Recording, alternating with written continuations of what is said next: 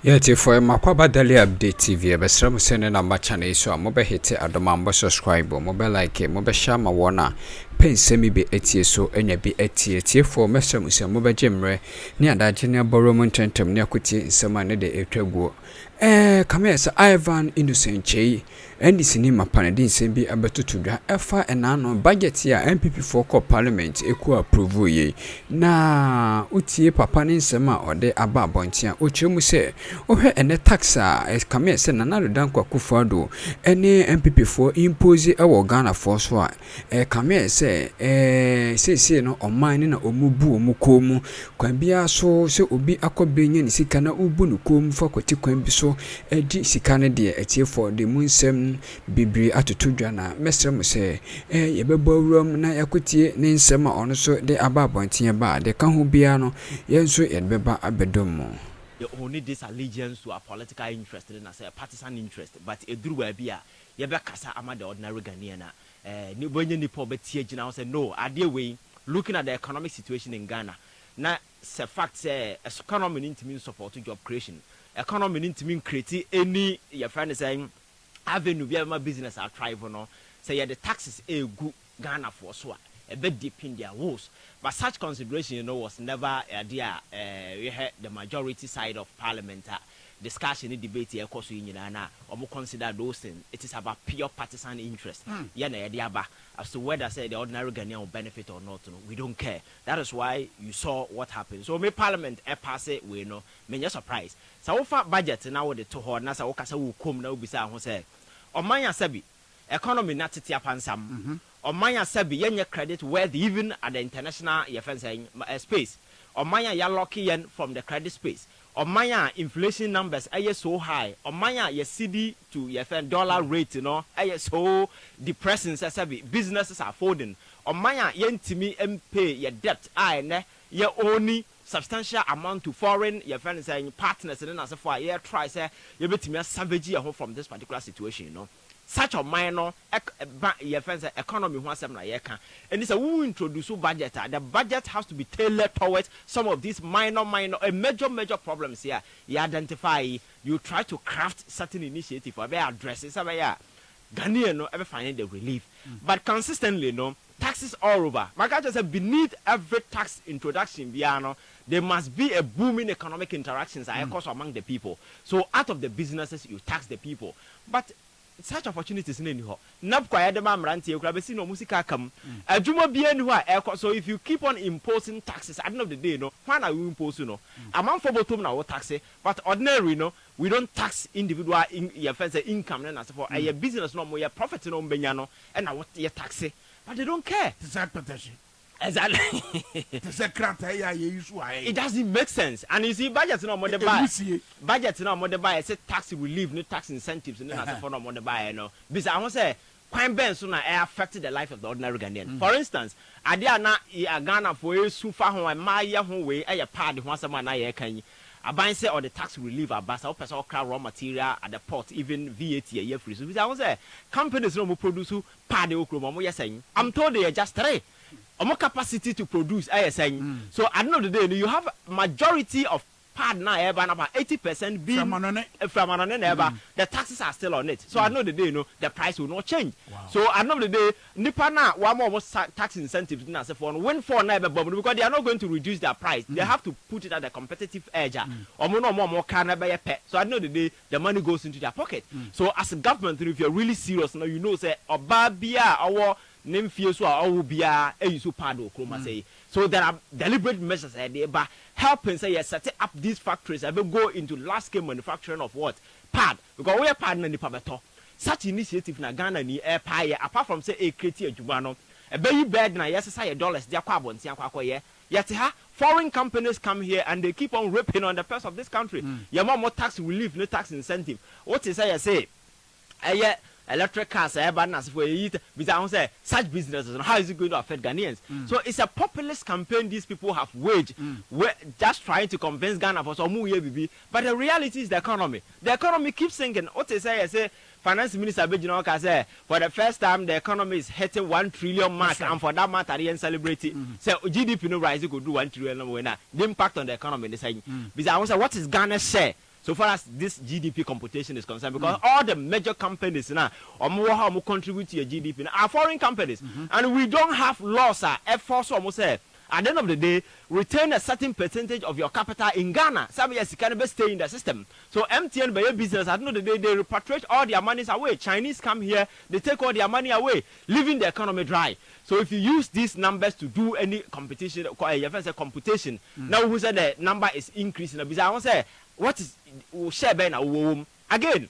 I never acquire driver inflation because inflation is quite high. Your koya could do about 51 and over. So at the end of the day, if GDP, your friends saying prices, and I do the competition, I say you have your inflation going up, but definitely you have the numbers going up. So I know that they know any significant impact beyond the life of the people. These are key issues. The ordinary Ghanaian practice and government, not taxes are whole over good numerous way and there. Obi carbon Akroma, you can't do it. So we are Ghana enough, so we are business. Taxes that becomes disincentive. At the end of the day, your capacity to even employ you to now. Sabi we are jobless or when you're and don't see new hobby. So government, not just say or then and as for be a back about what ordinary Ghanaian.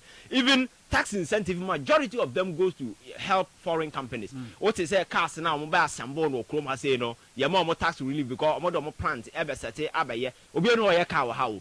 They just ship the parts to this particular country. Not they assemble it. I know that they overturn. Nisika and the profit in your sign the cost. I don't know who is benefiting, and you are giving that company tax incentive. Okay. Yet here, one DF Obi is in a private hotel. It's been captured. And one of the parliamentary documents government Obi private hotel na hotel private business. Our budget is you capture under one district, one factory. Tax over well 1.2 point something $million. Yeah, the money free. That be say your mind. Nasa who go on this particular tangent. How can that particular country grow? Mesaba and Chaya, maybe say NPP MPs ya. Almost say our budget young too no. You almost say I remember but mammy for Grace near caution ray. More side than the Mujina Pintin can say Mompeneso. There's numbers in here and Yamwamo. MPP MPs Ajatu. Kwame, dear, me can say budget now, Moshe and Ankasa in the first place, a woody budget. A woody budget. In the sense, say, already budget no. Oh, media me friend a woody budget. So go through. Now, how much organ for so. Now, said the Ombe can say from taxation to a production. Now, say, ne, from tax to tax. Tax, I say every minute be an womb. And then muja, kwame, muja crap a purpose or tax. Because me, I'm before tell me your banner was on this one, me boomisa. And so, papa is what the tax, to sanitary parties. Sani pa we na said the Yafana Sway so median. Now, call Proverbs 29 to a or say ni papa di or minus wa. Timamufon energy, sabi Timodin for be demands wa. Timamufoni trap, a dear benitra, a charge and ne or how near Benedia, ye din enough, we say, Yenya can be president. Emma ni so. Budget or the buy minority, I can say. Taxes ne woman near a Dawson, but also Makwadia too. It tells Ghanaians say, Omunjinium. They only think about themselves. And said the echoes we are say, send the young MPC. The American is Omunia Pabia day, and Magana for. We say, baby, a Ghana drew. Ya really ya, a Bayaka Classicasio Butomwa, who do baby a year to come some side. He said, Ubekuni say, Sicasio, as I am. Goes to Kojomas can devalue won't in front of the opera. Wow. What you say? Now me make a say.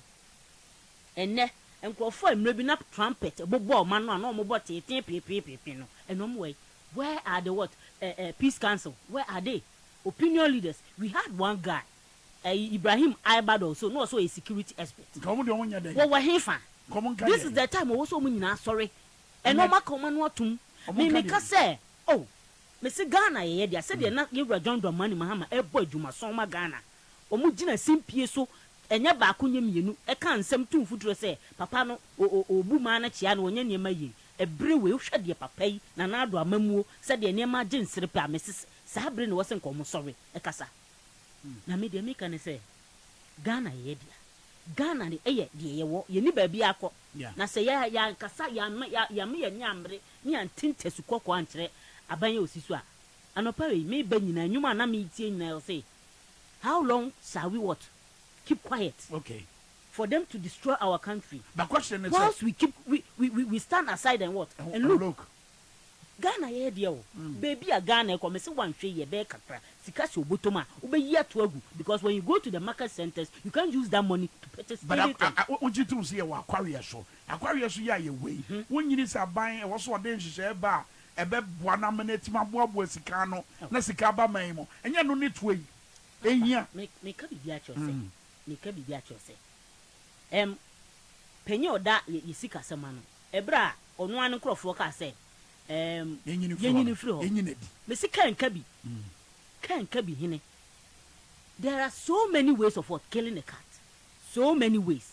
But right to ahodo de ba papa mia ye kon already ye sika me say there are so many ways of killing a cat. Ebi ne dian me nua bema me ye John Dramani Mahama pen so eniema na wo ye eniema no ye locally what base we ye say eniema bebre no hye to ho no eti me hwehwe say out of the ye kan nyina no obetie de Ghana fo ko kana taxes bebre ba wo de ba no fi se nipa no wo ye adwuma tax akese to eda ne so at the end of the day no wo de sika ni nyina eda etua to me wan so abanji sika no na mwiem no o dware wo e wo play mu ye yusu sika ne say no ya ye reckless aban we aye so reckless.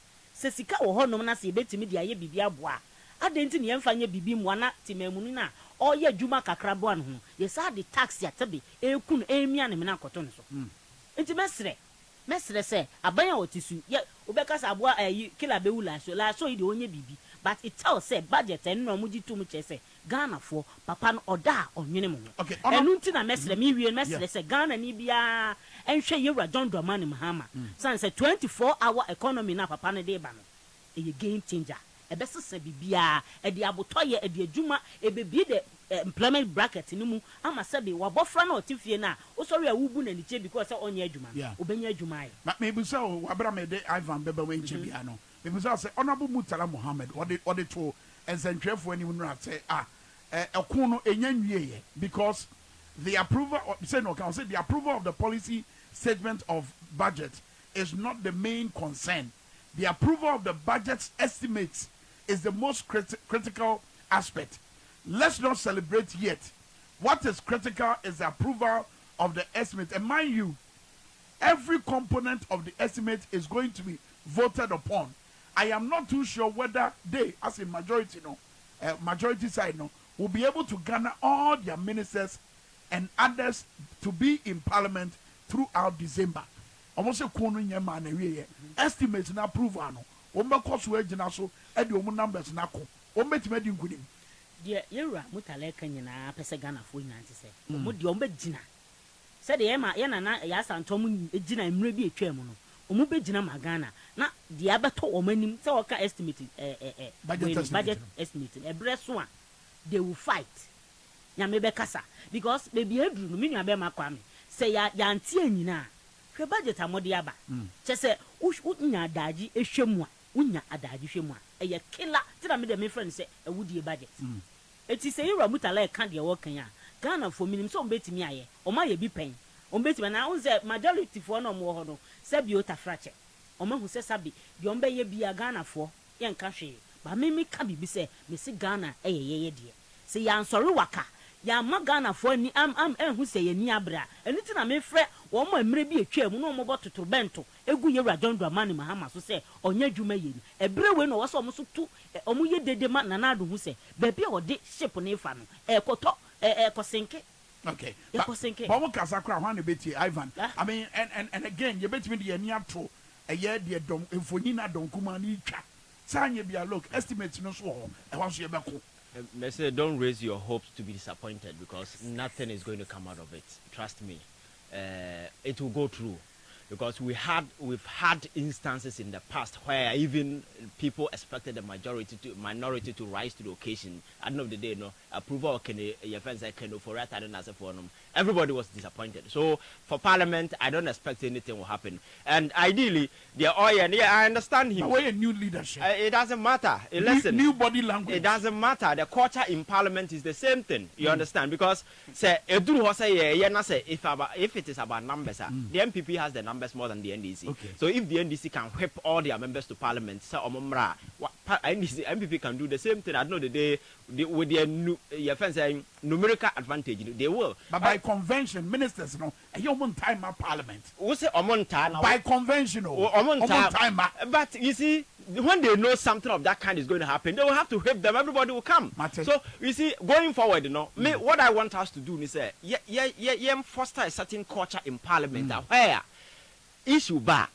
We will not be looking at partisan interest. Number the interest of the ordinary Ghanaian, because we are there to represent people. So, because sometimes, issue over corner, one kasa as a nipa as a wako school, one kasa war analytical, our sense of reasoning.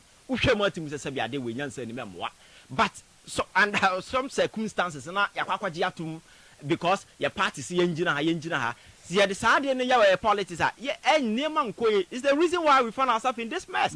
Because in other democracies, we've seen where even other people belonging to the other side rising against your friends saying, Nema one cast of party or president, because that is what makes us human. Yeah. Going forward, if you're able to foster that particular culture and you build the honor, I know the day everything I my sabi, say bill or document as a minister but who say parliament is not just a rubber stamp, your friends, a parliament or bar. Things will be your best subject to your friends a critical scrutiny and then you be some intellectual questions as sabi obe answer na sabi go through. But say yes, I don't know. If I'm a minister, I'll feel comfortable dumping everything in parliament because I know that once I have the numerical advantage, my people will not ask questions. It's just like a rubber stamp. They will give me the approval, and it's about numbers. Yeah. Our minority, I know so they don't have the numbers. Yeah. The majority have the numbers. Yeah. So the majority will give me approval. But you see, majority, Omama parliament and young Ghana for so no mobile. Ghana for no who saying. That is the sense of awakening as a Ghana for Unya, because these people are not there to serve the interests of the ordinary Ghanaian. I don't know, America say they are not there to serve Ghanaians. They are there to serve their interest. They are there to serve the government of the day. So I know the day, governments now, whether the interest is syncing with the aspirations of the people or not, they don't care. It is about pure politics. And politics, power, I take it central stage. The politician, and I say, no share. But not how I bet me tailor that to me. I'm gonna serve the interest of the ordinary Ghanaian. So we are Ghana, what did Akroma way to say, or the parliament, be to safeguard your interest. Look at the budget. Near my home, now how I bet me affected businesses. Now give you certain paramountcy to your friends. A man for Mufrabon, nobody is looking at your interest. The person goes there and tells you, say, may your representative because you are not looking at or not as an individual.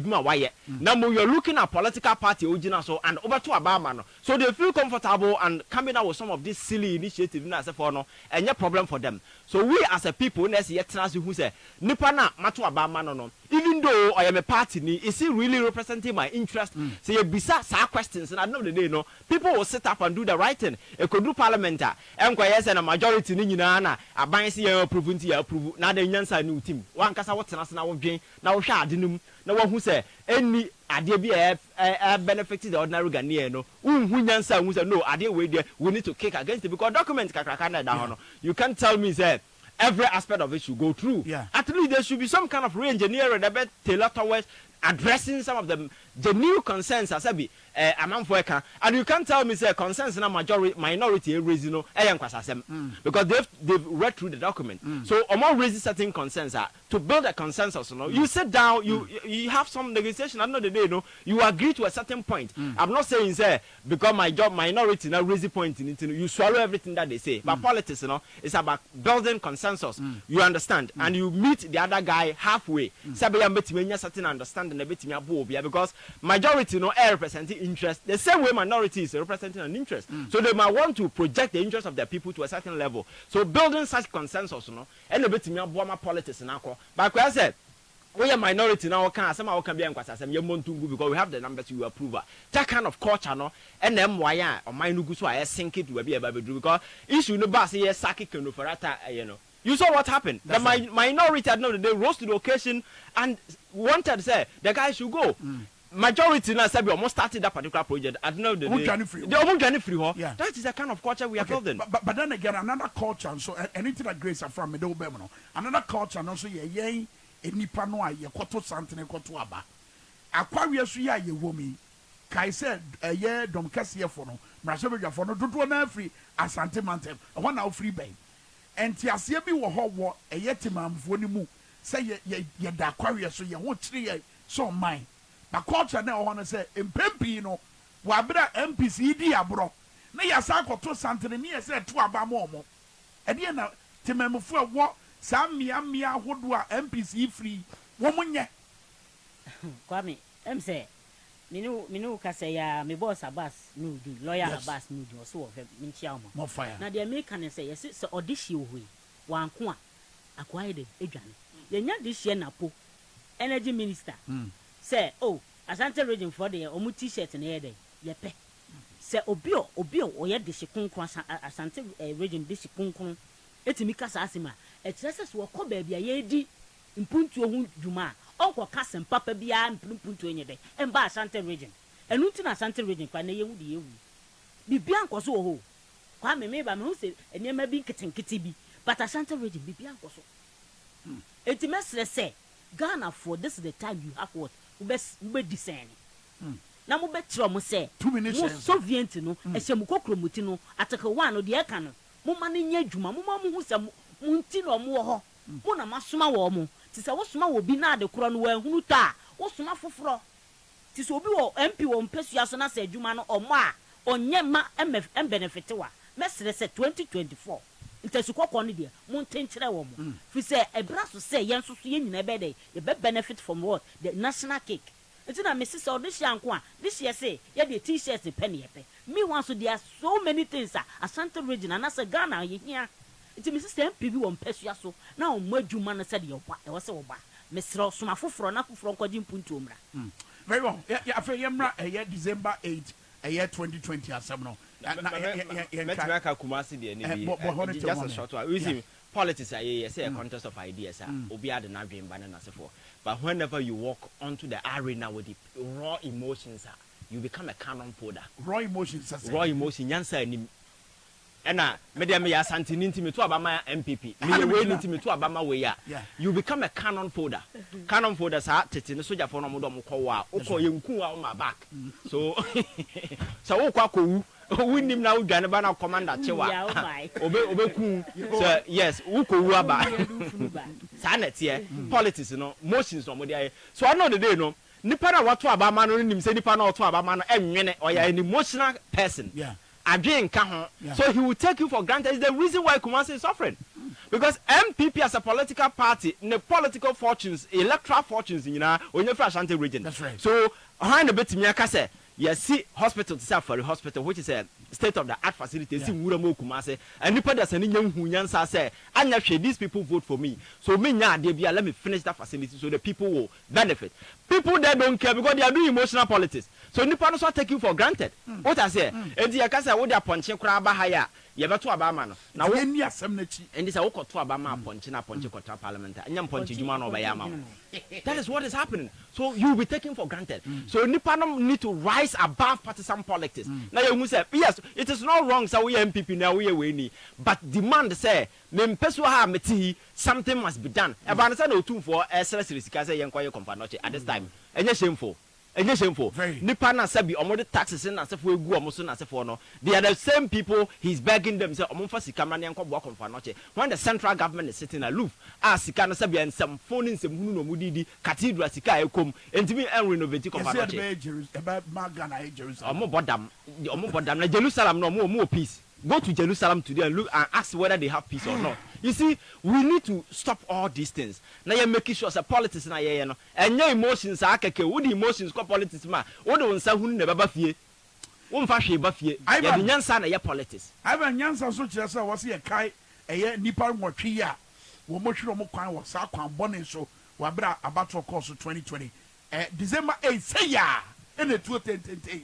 No mo nyina ko. De wonyini wom. The wedding fee aduanan baako. Yes. You saw 12 years. Yes. Ivan, pause for share boss any grace. Pause for share boss won be yehwemu. Besi ne. Hwema ya dey. Me nko. What a great my grace in Ivan. On say your president or a human right